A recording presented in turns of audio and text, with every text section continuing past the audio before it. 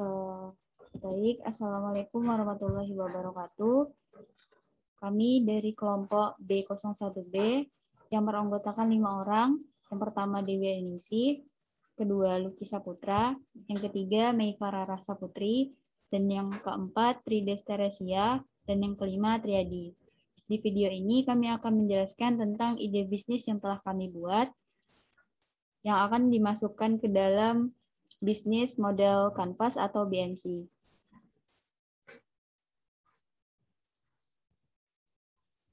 Latar belakang dari ide bisnis kami yaitu seiring dengan kemajuan teknologi pada masa kini, khususnya di Indonesia, kami masih melihat beberapa kesulitan yang dihadapi masyarakat, perusahaan, pelaku bisnis yang mencari jasa pembuatan sebuah web atau aplikasi mobile. Dengan alasan tersebut, maka di sini kami ingin membuka sebuah peluang bisnis di bidang teknologi, IT khususnya dalam hal pembuatan sebuah produk IT, di mana dalam hal ini kami membuat produk IT kami sendiri ataupun menerima tawaran dari klien untuk membuat sebuah produk dalam bentuk web atau aplikasi mobile. Adapun tujuannya sendiri yaitu perusahaan yang kami buat memiliki tujuan untuk mempermudah para masyarakat yang mencari sebuah perusahaan software house untuk membuat aplikasi yang mereka inginkan dengan kualitas terbaik dan harga yang relatif, tergantung dari kompleksitas permintaan dari klien. Kami menginginkan perkembangan ekonomi Indonesia dapat maju melalui ide produk-produk yang ditawarkan dan keinginan klien dapat terrealisasikan dengan baik. Untuk selanjutnya akan dijelaskan oleh rekan saya, Trides Teresia. Kepadanya disilakan.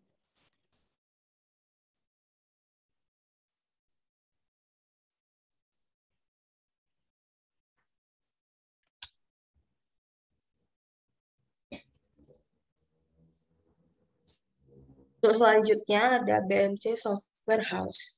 BMC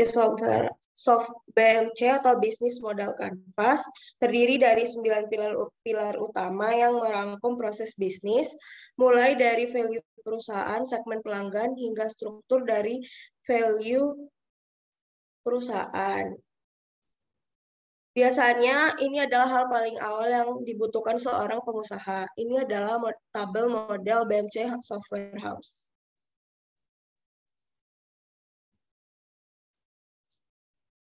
Kemudian ada customer segment.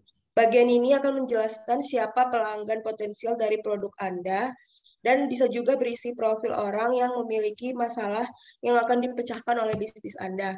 Customer segment-nya yang pertama ada perusahaan, tempat terjadinya kegiatan produksi dan berkumpulnya semua faktor produksi. Yang kedua ada pelajar maupun mahasiswa, seorang anak yang sedang melaksanakan proses pendidikan di sebuah lembaga pendidikan yang dinamakan sekolah atau kampus.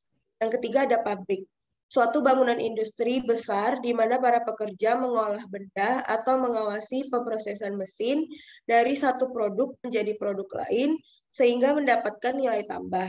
Yang keempat ada pelaku bisnis, terdiri dari 4, yaitu entrepreneur, investor, user, dan business partner.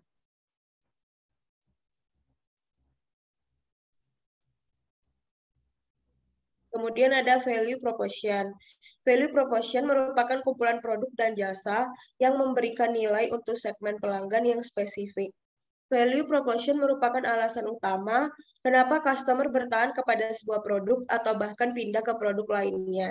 Value proposition bagi software house muncul dari beberapa hal yang membuat software house menjadi lebih istimewa dan unik dengan cara menikmati jasa yang inovatif dan berbeda. Value proposition dari software house adalah, yang pertama, tetap produktif dan efisien. Yang kedua, meningkatkan fleksibilitas manajemen bisnis. Yang ketiga, meningkatkan bisnis jangka panjang. Yang keempat, ada transaksi aman dan transparan. Dan yang terakhir, tampil lebih profesional. Baik, untuk selanjutnya akan dijelaskan oleh Saudari Meifa Rara Putri. Kepadanya disilakan. Selanjutnya, saya akan membahas tentang channel. Channel adalah media bisnis yang kita gunakan untuk menghubungkan bisnis kita dengan konsumen, dan di software house ini kita menggunakan beberapa channel. Yang pertama yaitu marketplace. Marketplace adalah platform di mana penjual berkumpul dan bisa menjual barang atau jasa ke pelanggan meski tidak bertemu secara fisik. Contoh marketplace ini yaitu Shopee, Lazada, Blibli, dan Bukalapak. Yang kedua yaitu sosial media.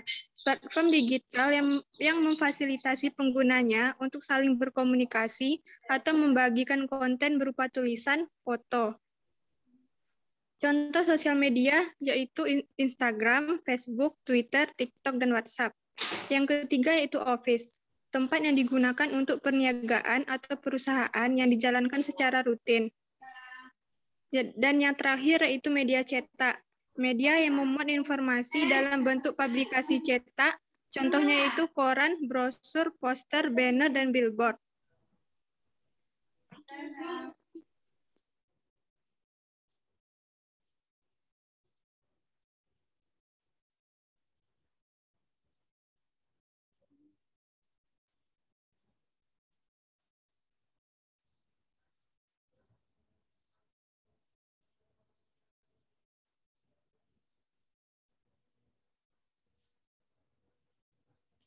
Selanjutnya akan dijelaskan oleh Kak. Selanjutnya itu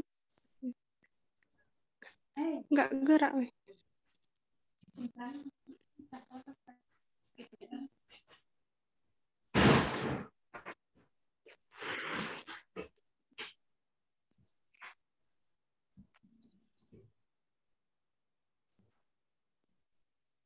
Selanjutnya yaitu customer relationship. Customer relationship atau biasa dikenal dengan hubungan customer dapat diartikan adalah cara kita untuk dapat berkomunikasi dan berinteraksi dengan customer segment. Customer relationship itu juga bisa diartikan bagaimana cara kita untuk tetap mempertahankan pelanggan agar tetap setia memakai jasa kita. Dan ada beberapa cara untuk mempertahankan customer, yaitu yang pertama, memberikan harga yang terjangkau. Dengan adanya harga yang terjangkau, akan menarik pelanggan untuk memakai jasa kita. Yang kedua, yaitu promo yang menarik. Dan yang terakhir, yaitu kostum software.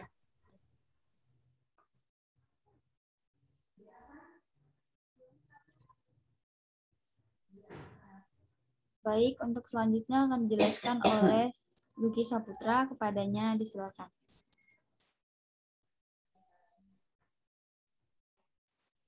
Selanjutnya yaitu revenue stream. Revenue stream merupakan produk atau jasa apa saja yang dapat memberikan pemasukan kepada perusahaan. Pada software house, macam-macam revenue stream-nya terdiri dari yang pertama yaitu generic software, yang terdiri dari lisensi Office, Adobe, dan CorelDRAW. Income dari software lisensi ini merupakan income dari produksi software. Perusahaan akan membuat generik untuk dipakai oleh perusahaan secara umum seperti software manajemen barang. Yang kedua yaitu perancangan sistem hardware meliputi dari perakitan dan instalasi pembuatan server. Yang ketiga yaitu pembuatan web dan aplikasi dikarenakan kebutuhan software semakin hari semakin meningkat. Maka untuk memenuhi kebutuhan tersebut, perusahaan akan menyediakan sebuah perangkat lunak. Yang terakhir yaitu penjualan CD, software, dan game online.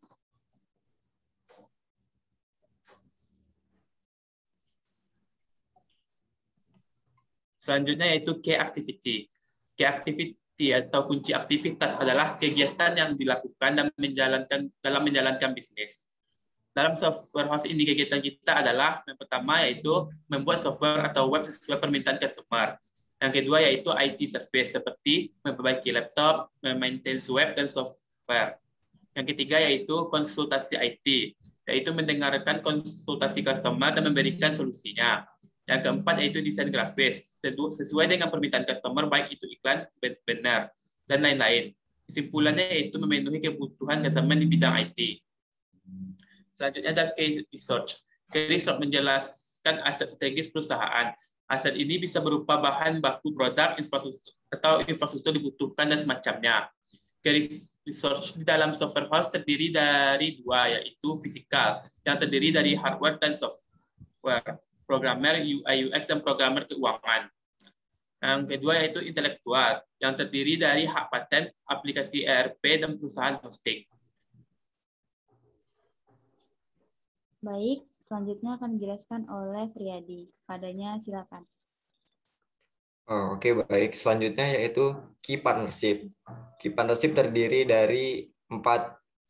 Yang pertama yaitu open source. Dalam software house akan sangat berguna. Open source ini digunakan untuk perangkat keras yang berbasis terbuka atau source kodenya dapat dicari atau didapatkan. Yang kedua, hardware provider atau penyedia perangkat keras dalam menjalankan bisnisnya. Karena tanpa hardware software, host tidak akan berjalan seperti perusahaan supplier. Yang ketiga, payment system, di mana produk itu selesai maka difikirkan bagaimana sistem pembayarannya, misalnya melalui bank. Maka akan melibatkan seseorang atau perusahaan agar payment system berjalan lancar. Yang keempat yaitu product owner. Dalam software house menghadirkan perspektif bisnis dalam menciptakan dan memainten sebuah produk seperti mewakili user, manager, partner, pelanggan, dan lain-lain. Tugas terlibat secara aktif dengan development. Tim tujuannya untuk meningkatkan integritas dalam masalah seperti miskomunikasi.